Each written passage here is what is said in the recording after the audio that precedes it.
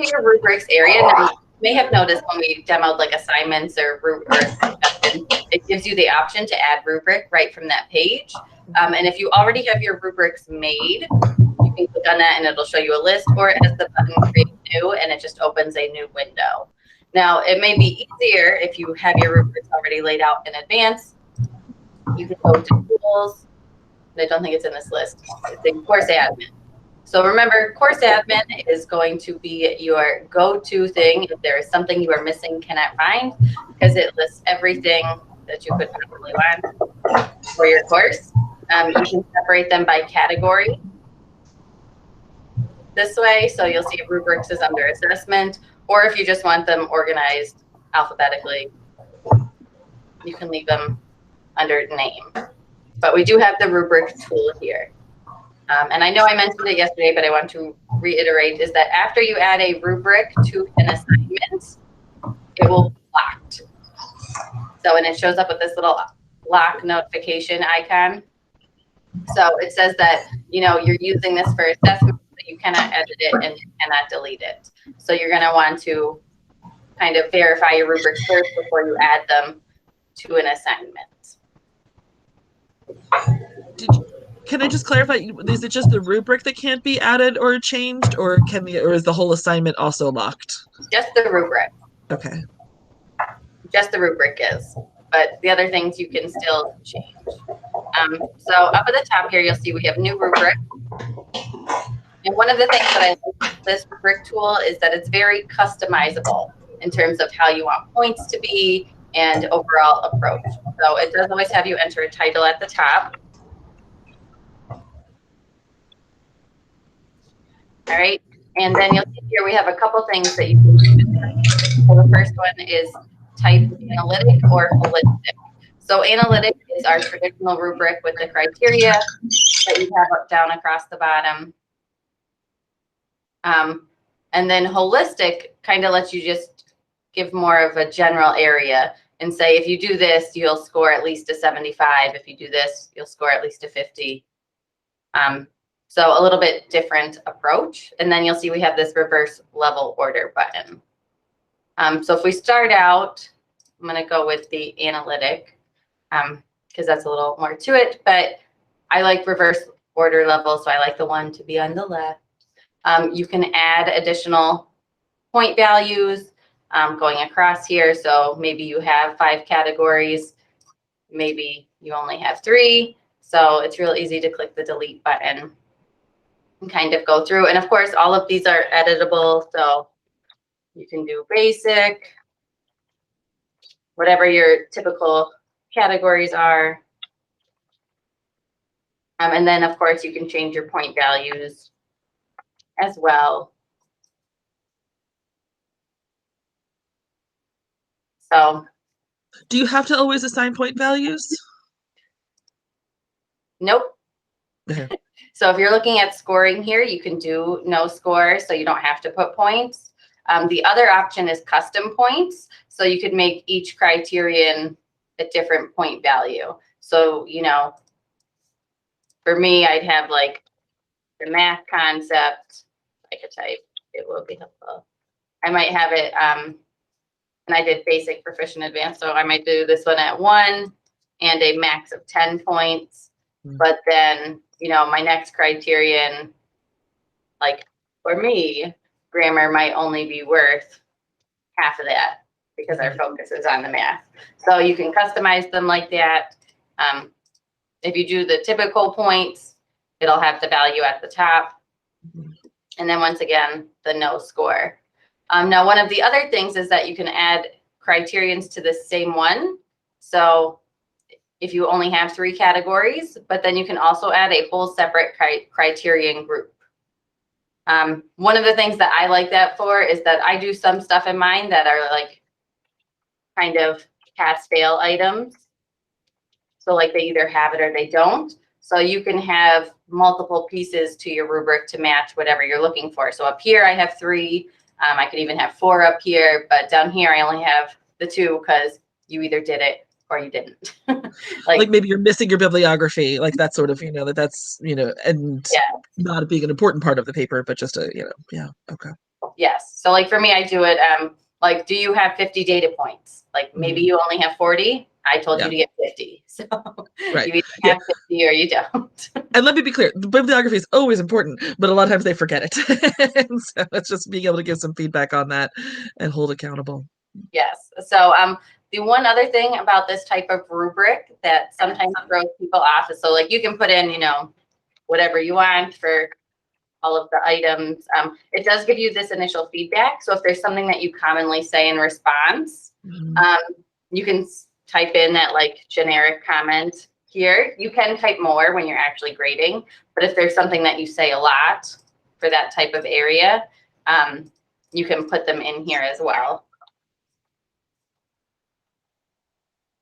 So there's stuff. But down at the bottom, it lets you do an overall score. So you can kind of rank them and say like, all right, here's all the categories that you got. Here's the final levels that I'm going to do, and like how these two rubrics merge together. If you are doing points, so if you did points, and I'm just gonna let it kind of default there. So it'll say like, this is out of 10. So then it'll let you say you have to earn this many points to be in each category.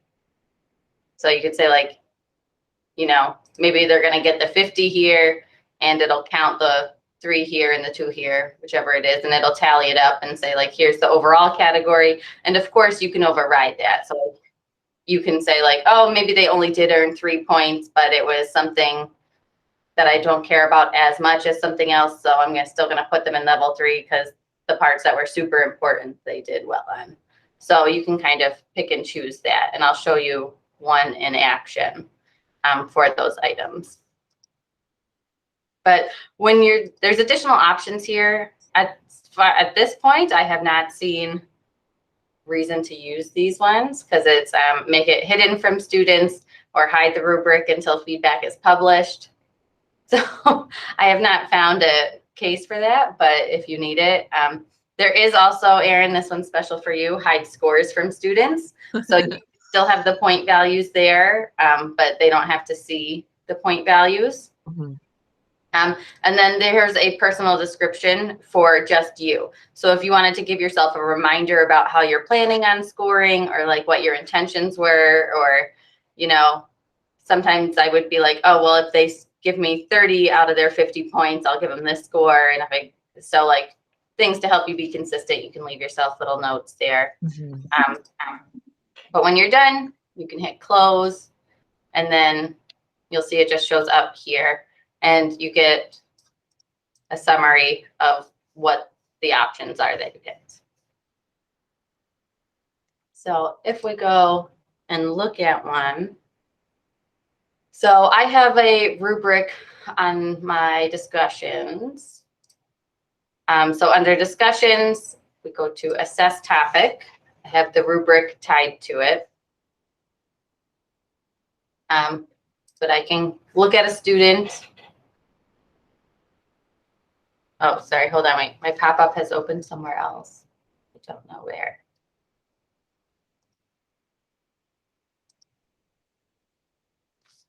Or maybe it won't let me open it because it's old now. Oh, no, here it is. It's just separate somewhere.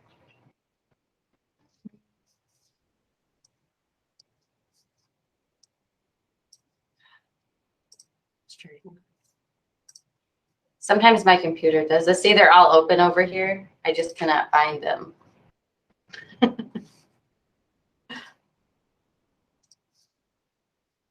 Let's see. All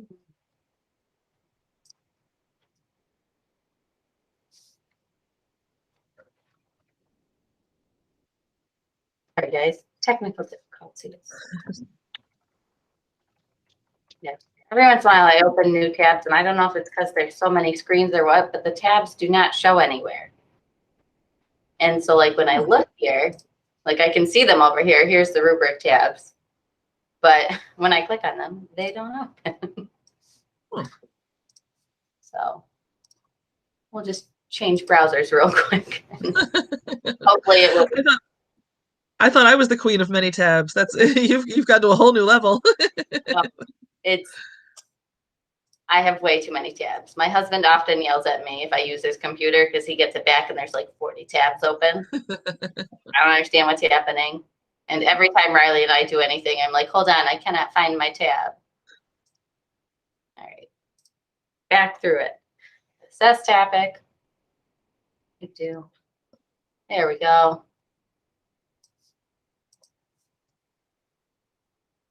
All right, so this one is actually a holistic rubric. So it was just like the one category. So I listed different items that I had.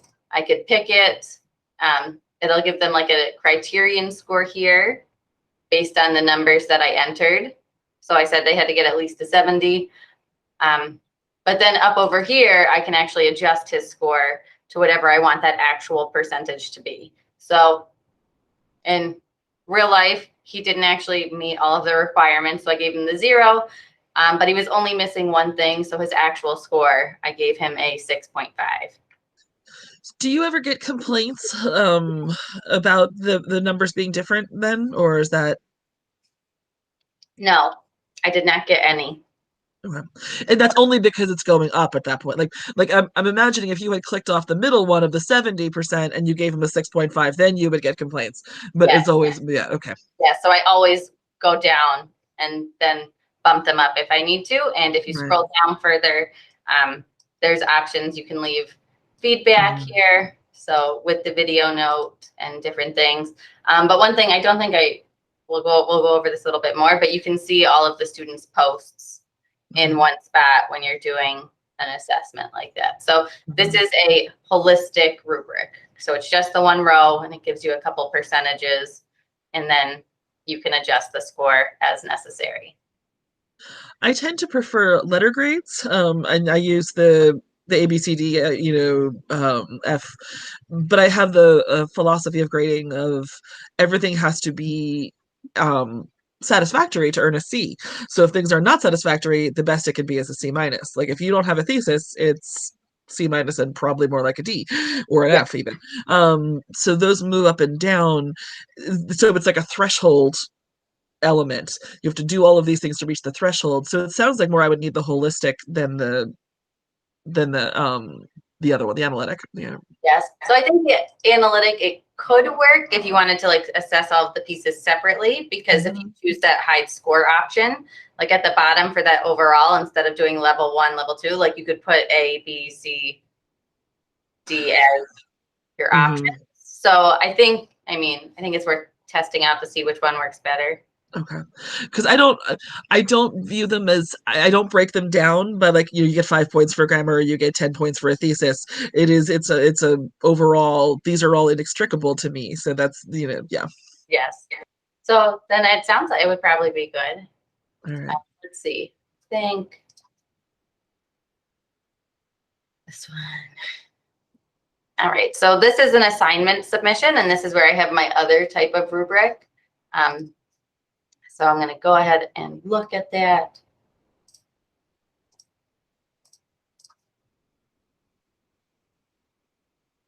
All right. So here is like what an assignment submission looks like. So I can click on her assignment. I can see my live preview of it, annotate it however I want.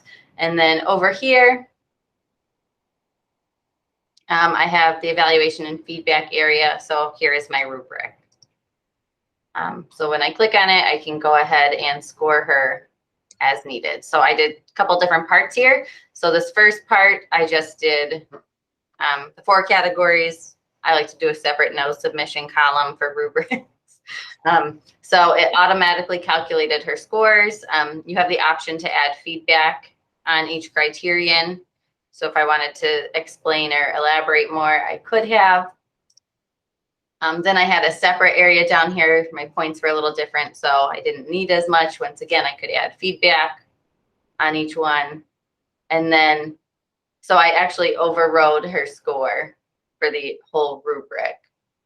But I could clear the override and say she got an 8 out of 12, but maybe I want to give her 1.5 points on this problem. So I would have left a note and say, awarded 1.5 points. And then down here, I would change her score to 8.5. So it's really nice that you can override all of those items, and, you know, it put her in the 5-point minimum because she didn't reach the 9. So maybe she's close enough that I'm like, all right, I am going to give her the sufficient, but you can always clear that override and it will go back to the default. So they are very nice in terms of, you can basically modify the score however you need to, which I think is one of the things that we were missing in Moodle's rubrics, that they were a little bit more rigid. Or if you did want to override the score, you had to like then go to the grade book separately and do that. So the nice thing here is you can basically override anything you want. So even if I didn't want to override her point down here, right at this one, I can do it at the individual level, and she can see that, and then it will do the total automatically down here. Kat, are you clicking off in the different categories where she falls like yourself? Is it just that you click, or how does that get assigned? Yes, I just click on it. So that, okay. So like for me, I like to do this little split screen thing. So I can make this small and I can look at her paper. Mm-hmm. I have this open on the other side. And you just click there and then say, okay. Mm-hmm. And it just saves it. There is also the option, you'll notice when you go through grading things, a lot of times there is save draft or publish. So if you want to have everybody's score go out at the same time, you'll just do that save draft option as you're going through. And then when you're on the submission list, you'll see there's the option to publish all feedback. So you can just click that and it'll tell you who needs their feedback published. Right now it only says the one because I only updated one, but so you can do that. Are there any questions about the rubrics? Not now, thanks. I'm sure at some point. Actually, I think English 160 has a set of rubrics that Lori McMillan made a while ago, and I think this would work really well for that. Mm-hmm. You know, 'cause I mean, it looks pretty much like the Google document. Well, you can make it look pretty much like the Google document that Lori has it on. So I can totally see this for 160, especially. Publish it to the LOR. Like if there was an assignment with the rubric made, I think we could publish it to the LOR, and then every English 160 teacher would be able to search for assignments that were tagged in 160. Sorry, what is the LOR? The Learning Object Repository. Oh, yes. Okay. Shared resources. Yes. Thank you. Because otherwise, LOR to me is Lord of the Rings. And I'm like,